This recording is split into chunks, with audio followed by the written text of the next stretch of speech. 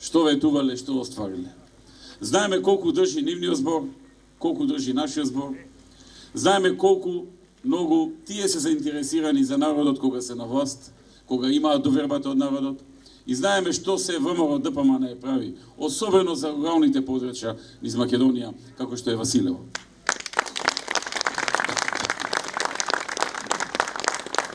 Штувани присутни, една од работите на кои што во минатиот период бевме многу фокусирани, за разлика од нашиот политички опонент претходно, е земјоделието. Во земјоделието променивме многу. Земјоделието до 2006 беше на маргините на општеството.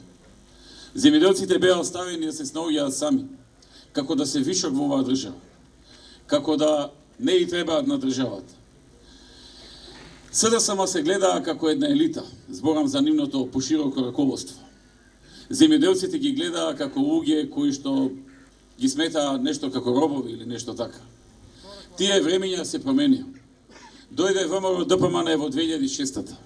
Уште во првите 4 години со ребаланс се определија многу повеќе пари за земјоделците, а веќе од следната година, од 2017-та, се виде дека станува збор за нова политика кон македонскиот земјоделец и македонските рурални подрачја.